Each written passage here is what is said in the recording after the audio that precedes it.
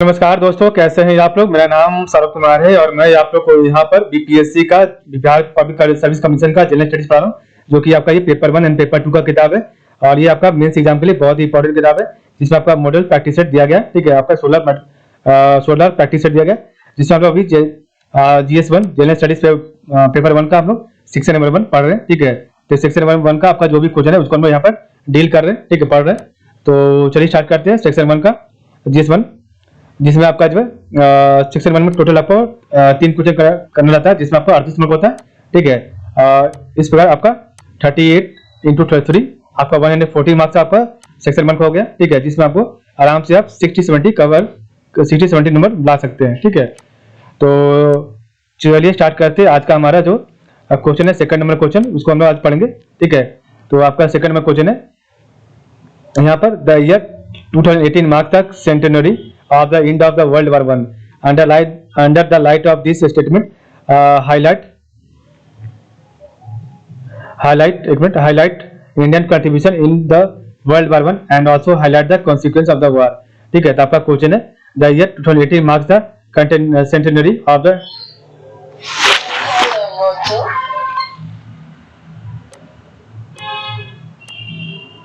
एक minute.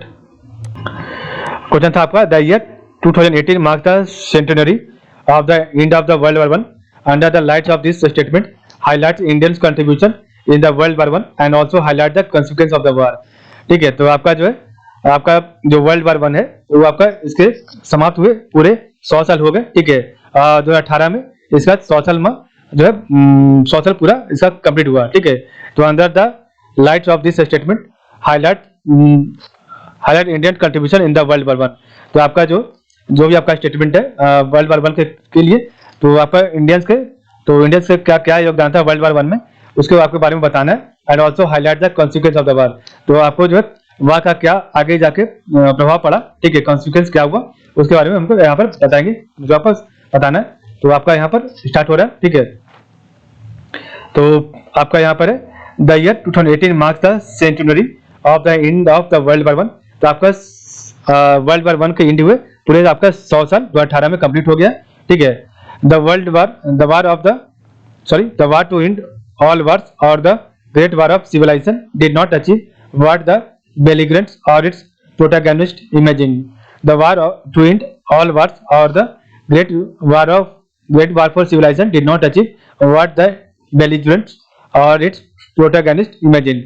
Neither did it end before Christmas as the British expected, nor before the leaves fall as per the German objective. ठीक है, the armistice to stop fighting was signed at 11 a.m. on the 11th day of the 11th month of the 1918 in the railway carriage of Marshal Ferdinand Foch in the forest of Compiègne north of Paris. Hitler had the French sign their surrender in the same carriage in the World War II. ठीक है, ये आपका कुछ बातें था। ठीक है, तो नेक्स्ट आपका India in treaty of Versailles. तो इंडिया ट्रीटी ऑफ वर्साइल क्या था? तो treaty of Versailles sign on 28 June 1919 ended the war between Germany and the allied powers. ठीक है, तो आपका जो ट्रीटी ऑफ वर्साइल था वो आपका कब साइन हुआ था? तो 28 जून 1919 को साइन हुआ था। और यहाँ पर आपका जो यहाँ से आपका जो ट्रीटी ऑफ वर्साइल से आपका जो वर्ल्ड वार 1 खत्म हो गया था। और किसके बीच साइन किया गया था? तो जर्मनी एंड अलाइड पावर्स के बीच में साइन किया गया था। 11 November is commemorated as remembrance day. तो 11 नवंबर को जो है रिमेम्बरेंस डे के द्वारा जो है मनाया जाता है। ठीक है, वर्ल्ड वार समाप्त होने के कारण पहला का। तो major general Ganga Singh the Maharaja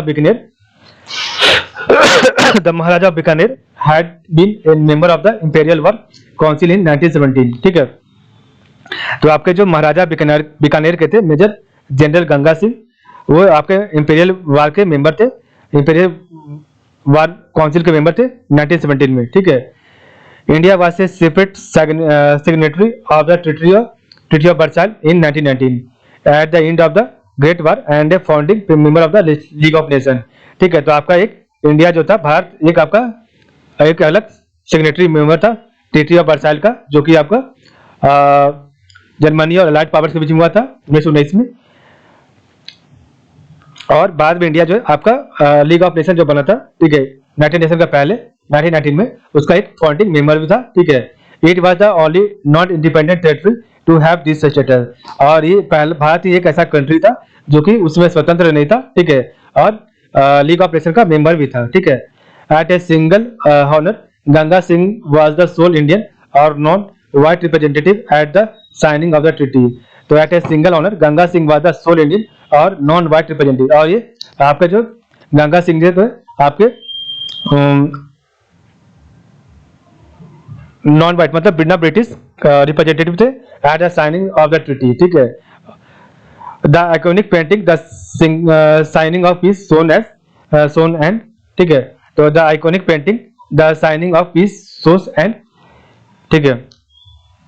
next आपका Indian contribution in world war one. तो आपका जो है इंडिया का, भारतीयों का या भारत का जो भी लोगों का उसमें का क्या कंट्रीब्यूशन था फर्स्ट वर्ल्ड वॉर में, ठीक है, पहले आपके विश्व युद्ध में। तो the industrialised fighting change the very nature of war, ठीक है। The industrialised fighting change the very nature of war. तो आपका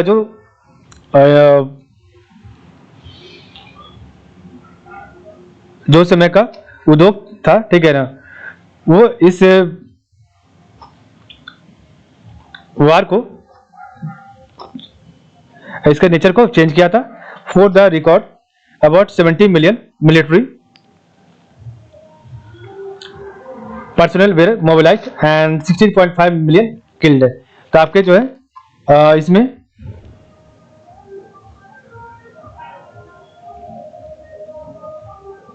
70 लाख जो आपके मिलिट्री है इसमें आपको फाइट किए थे और लगभग 16.5 लाख आपके जो है मिलिट्री यहाँ पर मारे गए थे। एक मिनट।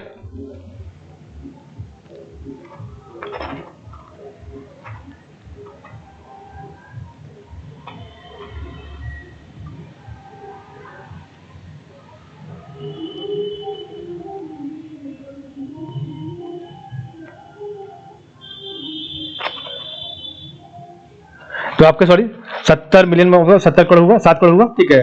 तो आपके 7 करोड़ सैनिक इसमें आपके जो है इसमें इन्वॉल्व हुए थे और आपके 16.5 मिलियन, तो आपके 1.5 करोड़ आपके मिलिट्री इसमें मारे गए थे। Of the million horses employed only 60,000 आपका 60,000 सर्वाइव हुए थे। आपके जो इस बार में इस युद्ध में सिर्फ 60,000 घोड़े ही बच पाए थे।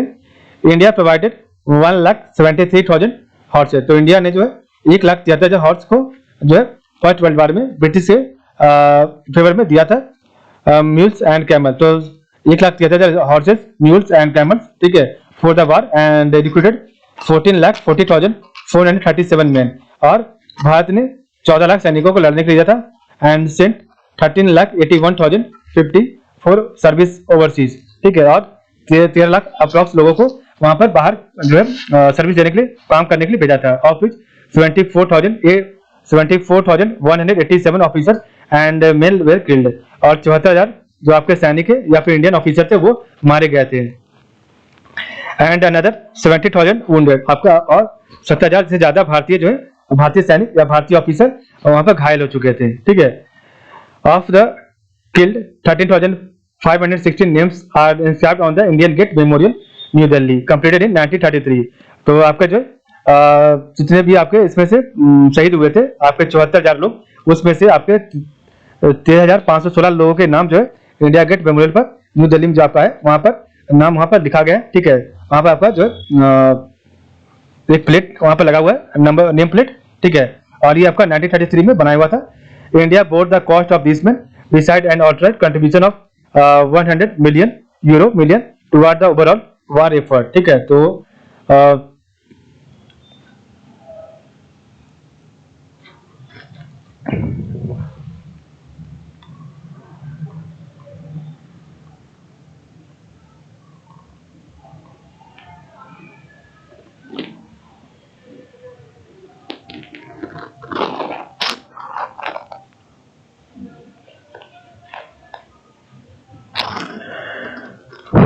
यहाँ पर क्या हुआ आपका Indian contribution in world war one. तो the industrialised fighting change the very nature of war. For the records about 70 million military personnel were mobilized and 60.5 million killed. Of the million horses employed, only 60,000 survived. India provided 1,73,000 horses, mules, and camels for the war, and recruited 14,40,437 men, and sent 13,81,050 for service overseas, of which 74,187 officers and men were killed, and another 70,000 wounded. Of the killed, 30,560 names were are inscribed on the India Gate Memorial, New Delhi, completed in 1933. India bore the cost of these men, beside an outright contribution of €100 million toward the overall war effort. India's contribution was never fully acknowledged by the Imperial Britain. तो आपका जो भारतीय का जो योगदान था इस युद्ध में, भारतीय लोगों का या भारतीय मिलिट्री का, ठीक है, भारतीय सैनिकों का, वो कभी भी ब्रिटिश सरकार के द्वारा एक पूरी तरीके से इसे जो है सम्मान नहीं दिया गया था, ठीक है. इंडिपेंडेंट इंडियन, तो independent India remains in different levelling it has not our war and participated very reluctantly in events commemorating the centenary of the Great War. So India's contribution was never fully acknowledged by Imperial Britain. Independent India remains indifferent, labeling it as not our war and participating very reluctantly in events commemorating the centenary of the war. ठीक है, तो India इसमें जो है आपका जब वार्षिक 100 साल का जब आपका वार खत्म होने का जब वर्षगांठ बनाया, तो इसमें ज्यादा भारतीय लोगों ने इसे ज्यादा इस पर फोकस नहीं किया, ठीक है. नेक्स्ट आपका है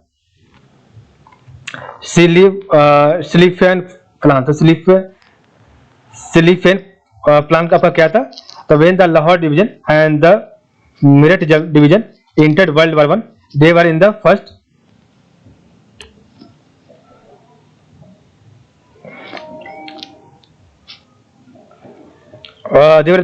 Indian soldiers ever to take part in a war in Europe. By the time they sailed out from Marseilles 14 months later, they and their compatriots had helped blunt Germany's Schlieffen plan. ठीक है, तो आपका इसे क्या है? तो when the Lahore division and the Meerut division entered World War I, तो आपके जो लाहौर डिवीजन के सैनिक और मेरठ डिवीजन का सैनिक जो है वर्ल्ड वार वन में जब उन्होंने प्रवेश किया, जब उस सैनिक उस वार में युद्ध में भाग लिया, they were the first Indian soldiers ever to take part in a war in Europe. और ये पहले सोल्जर थे, पहले इंडियन सोल्जर थे जिन्होंने जो है युद्ध में यूरोप में भाग लिया था, ठीक है. By the time they sailed out from Marseilles 14 month later, ठीक है. They and their competitors had help blunt Germany सिफिल प्लान. तो जर्मनी का जो भी सिफिल प्लान था उन्होंने उसको जो है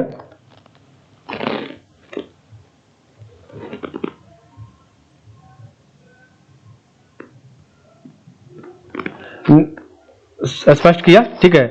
नेक्स्ट आपका है जर्मनी का क्या आपका सिफिल प्लान था, उसको स्पष्ट किया था, ठीक है. नेक्स्ट आपका एक मिनट. तो formulated by German Field Marshal Alfred von Schlieffen in 1905 and 1906, the plan envisaged a short war, a quick decisive invasion, and a defeat of France via Belgium, forestalling the attritional war that would allow the superior strength of the probable Allied power to be deployed. ठीक है, तो formulated by German Field Marshal Alfred von Schlieffen in 1905-1906, the plan envisaged a short war, एक छोटा सा आपका विद्रोह होगा, एक क्विक बहुत जल्दी, decisive इन्वेशन and defeat of France via Belgium, ठीक है. और बेल्जियम के द्वारा जो है बेल्जियम से होकर आपको फ्रांस को डिफीट करने का था, for stalling the additional war that would allow the superior strength of the probable allied power to be deployed. When hostilities kicked off the British expeditionary force in France was a small if season fighting force reinforcing it was essential. Thus the deployment of the two Indian division with the 100th anniversary of the armistice and the inauguration of monument of Indian soldiers in France, it is considered worth remembering. ठीक है. The impact of war on India, तो आपका India पर क्या प्रभाव पड़ा इस युद्ध का, वर्ल्ड वार वन का? So the broader impact of the war on India suffers from a similar lack of attention, save perhaps for the political consequence, the surge of nationalism and rise of mass civil disobedience when the Montagu Chelmsford reform failed to deliver on the expectation of home rule that had led the popular support of the British war effort.